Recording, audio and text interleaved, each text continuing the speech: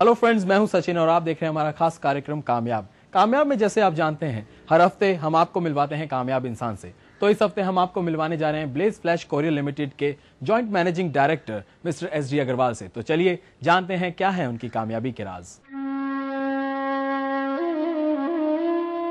दिन का उजाला हो या रात का अंधेरा, जुगनू तो सिर्फ जला करते हैं। इसीलिए जुगनू अंधेरी रात में भी अलग नजर आते हैं। 70 के दशक में मात्र 350 रुपए की पगार और आज करोड़ों का व्यापार, इसे आप कामयाब नहीं कहेंगे तो क्या कहेंगे? ये नाम है सुनील दत्त अग्रवाल का, जो किसी जमाने में एक क्लर्क थे और आज बतौर ब्लेज फ्लैश कुरियर के जॉइंट मैनेजिंग डायरेक्टर 70 करोड़ का एनुअल टर्नओवर जनरेट कर रहे हैं। सुनील जी, मैं आपसे जानना चाहूँगा, शुरुआत करते हैं कॉलेज के दिन के बाद से। कॉलेज के दिनों के बाद जनरली बंदा डिसाइड करता है कि अब मुझे क्या करना है आगे करियर में। तो कहाँ ज्वाइन किया, कैसे करियर लाइफ आगे बढ़ी? मैंने BCom ऑनर्स दिल्ली यूनिवर्सिटी से पास करी थी लगभग 75-76 में। जी। और 77 के अंदर जो आज ये ब्लेज फ्लैश कुरियर है, इसकी ग्रुप कंपनी होती थी ब्लेज एडवर्टाइजिंग, जो सिनेमा हॉलों के अंदर पब्लिसिटी का कार्य करती थी। हाँ। और वहाँ मैंने अपना कैरियर स्टार्ट करा 77 के अंदर as a clerk, accounts clerk, तनख्वाह 310 रुपये माह। और चलते चलते तो आज आप देख ही रहे हैं। तो किस तरह का एडवर्टाइजमेंट होती थी हॉल्स में उन दिनों? ब्लेज एडवर्टाइजिंग सिर्फ सिनेमा हॉलों में पब्लिसिटी करती थी और उस जमाने में उनका मोनोपोली वाला काम था, सिनेमा के अलावा कोई मीडिया नहीं होता था। लेकिन 82 के अंदर एशियाड आया, कलर टेलीविजन आए, सिनेमा मीडिया फ्लॉप हुआ और धीरे धीरे जो पेरेंट कंपनी ब्लेज एडवर्टाइजिंग थी वो फ्लॉप हो गई। सुनील जी, जानना चाहूंगा कि उसके बाद आपने प्रिंटिंग बिजनेस में भी अपना हाथ जमाया। जैसा कि मैंने बताया कि ब्लेज एडवर्टाइजिंग फ्लॉप हो गई थी और 89 के अंदर आपकी नौकरी चली गई, सबकी नौकरी चली गई, जितने भी कोलिग थे सब चली गई। लाख सवा लाख रुपए प्रोविडेंट फंड ग्रेजुएटी के मिले। और उसके बलबूते पर पहाड़गंज के अंदर एक बहुत ही छोटी सी प्रिंटिंग प्रेस खोली गई। ओके, किस तरह का प्रिंटिंग का बिजनेस स्टार्ट किया था? Letter printing press, visiting card छाप लिए, लिफाफे छाप लिए, बहुत ही स्मॉल लेवल पे। तो किस तरह का रिस्पांस मिला उन दिनों में? नॉलेज थी हल्की सी, लेकिन बहुत ज़्यादा अच्छी नॉलेज नहीं थी, बहुत अच्छा काम नहीं चला। और 93, 89, 91, 92, 93 हाँ जी, कुछ काम करा, 10-15 हज़ार रुपये की कमाई चालू हो गई थी। अच्छा, तो फिर उसके बाद आपने फिर शिफ्ट दोबारा किया ब्लेज फ्लैश के अंदर, ऐसा क्यों? 93 के अंदर ब्लेज फ्लैश कोरियर दिल्ली में बहुत अच्छा काम नहीं कर रही थी। और फिर भी आपने ज्वाइन करने की ठानी? मालिकों ने एक मेरे को ऑफर मिली कि भाई दिल्ली के अंदर आप ब्लेज फ्लैश का काम देखें। ऑफर मैंने सिर्फ इसलिए एक्सेप्ट कर ली थी कि उन्होंने मेरे को परमिशन दे दी थी कि भाई प्रिंटिंग प्रेस भी चलाते रहो और कोरियर भी चलाते रहो। ओके। और इस तरह मेरी ब्लेज फ्लैश कोरियर के अंदर 93 के अंदर as a part time consultant 10,000 रुपये की तनख्वाह से मैंने शुरुआत करी। तो सुनील जी, जानना चाहूँगा कि आपने अपनी प्रिंटिंग प्रेस को किस तरह इम्प्रूव किया साथ साथ? जैसे जैसे रिक्वायरमेंट होती रही, प्रिंटिंग प्रेस में भी इम्प्रूवमेंट होने लग गई। पहले हमारी लेटर प्रेस थी, आज हमारे पास ऑफसेट लगी हुई है, सी नोट छापने के लिए कंप्यूटराइज्ड स्टेशनरी हमारे पास है।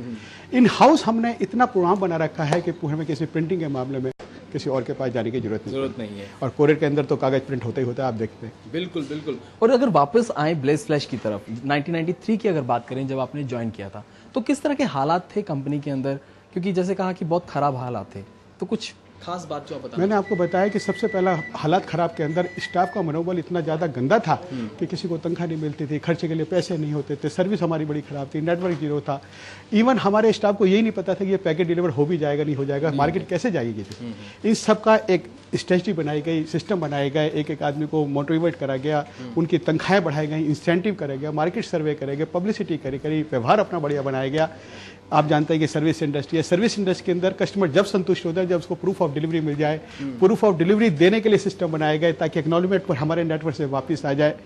बड़ी लेबर करी गई, आप मान के चलना। तो रूट लेवल के लिए कुछ खास किया गया? क्योंकि रूट लेवल ही एक ऐसी जगह है जहां पर आपकी कंपनी ग्रो करती है जी। अगर रूट लेवल पे अगर ढंग से सर्विस नहीं मिलेगी पब्लिक को, तो ऑब्वियस बात है ब्लेज फ्लैश ग्रो नहीं करेगी। रूट लेवल की जैसे मैंने आपको बताया था कि स्टाफ बहुत कम था, लेकिन उनका भी मनोबल इतना गिरा हुआ था कि मेरे को तनख्वाह मिलेगी नहीं मिलेगी, मेरा फ्यूचर सिक्योर है या नहीं, प्रोविडेंट फंड कटेगा नहीं कटेगा, मेरे को कुछ इंसेंटिव मिलेंगे नहीं मिलेंगे, मैं क्या मेहनत कर लूँ मुझे क्या मिल जाएगा। इस तरह के वहाँ कोई सिस्टम नहीं बने हुए थे। हमने एक एक करके एक एक स्टेज के ऊपर, एक एक डेजिनेशन के ऊपर एक सिस्टम बनाया गया कि तू इतना काम कर लेगा तो तेरे को ये मिल जाएगा, इतना कर लेगा तो तेरे को ये मिल जाएगा, इनाम मिले जाएंगे। उसको ट्रेनिंग देने का प्रोग्राम बनाया गया, उसको एक विश्वास दिलाया गया कि भाई तुम अगर करोगे कंपनी के लिए तो तुम ये कर सकते हैं। और अब मान के चलना कोरियर के व्यवसाय के अंदर जब आपका दफ्तर बंद हो जाता है, मेरा ऑफिस चालू होता है। आप 5 बजे बंद करते हैं, मेरा काम 5 बजे चालू होता है। रात को काम करने के लिए कोई आदमी तैयार नहीं है, उसको इंसेंटिव बांटे गए, रात की नाइट अलाउंस दिए गए, खाने पीने का इंतजाम दिया गया। कुछ जो आदमी दिल्ली से बम्बई से दिल्ली आते थे, उनको रहने का इंतजाम करा गया। तो कहने का मतलब यह है कि अगर मैं ब्लेश फ्लैश की कुल मिला जुला की सफलता की बात करूं तो इसके अंदर बहुत सारे पहलू हैं। क्या राज है इस राज का मेन पॉइंट तो यह था कि अपना व्यवहार। जनरली ये देखने में आया कि कोरियर कंपनियां झूठे सच्चे वादे कर लेते थे, जब मार्केटिंग करने आते थे तो हम यूं करेंगे, ये करेंगे, और जब कंप्लेंट फंस जाती थी तो शक्ल नहीं दिखाते थे। पहले ही दिन से ये प्रोग्राम बना लिया था कि काम करेंगे तो अच्छा करेंगे, गंदा काम नहीं करेंगे। सुनील जी, मैं जानना चाहूंगा कि आपकी सर्विसेज के बारे में, इंटरनेशनल सर्विसेज के बारे में। बहुत बढ़िया सवाल आपने करा है। ब्लेश फ्लैश कोरियर डोमेस्टिक और इंटरनेशनल और इंटरसिटी तीनों सर्विस प्रोवाइड करती है। बिल्कुल। इंडिया के अंदर जितने भी वर्ल्ड कंपनियां हैं जो इंटरनेशनल सर्विस प्रोवाइड करती हैं, चाहे वो DHL है, चाहे वो ब्लू डॉट है या RMX है, हमारे पास सब पे होलसेल की एजेंसियां हैं। अभी तो हमने लंदन और दुबई के अंदर अपने ऑफिस खोल लिए हैं और शायद अपना सेल्फ नेटवर्क इंटरनेशनल होने वाला है। बिल्कुल। लेकिन जो भी कस्टमर को आज टॉप क्लास की सर्विसेज है वो इन हाउस हमारे पास सब कुछ है। सब कुछ है। तो किस तरह का कंपटीशन आपको देखने को मिलता है दूसरी सर्विसेज से? आपको क्या लगता है कि ब्लेश फ्लैश के अंदर क्या खास है और क्या कमी है दूसरी सर्विसेज से? जैसे कि मैंने आपको बताया कि ब्लेश फ्लैश की अगर ओवरऑल सफलता की बात करें, सस्ते रेट, टॉप क्लास डेडिकेशन, व्यवहार हमारा बहुत बढ़िया, विशाल नेटवर्क, बहुत बढ़िया पब्लिसिटी, और सबसे बड़ी जो मेरे को सफलता ब्लेश फ्लैश के अंदर मिली है वो मेरा सामाजिक और राजनीतिक समावेश।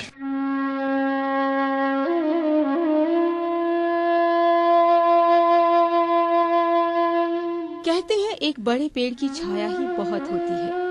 सुनील के एम्प्लॉयज भी कुछ ऐसा ही महसूस करते हैं, क्योंकि सुनील अपने एम्प्लॉयज को परिवार के सदस्य की तरह समझते हैं और अपने साथ साथ अपने एम्प्लॉयज की तरक्की का भी पूरा ख्याल रखते हैं। फिलहाल वक्त हो चला एक छोटे से ब्रेक का। ब्रेक के बाद SD अग्रवाल से बातचीत का सिलसिला यूं ही जारी रहेगा।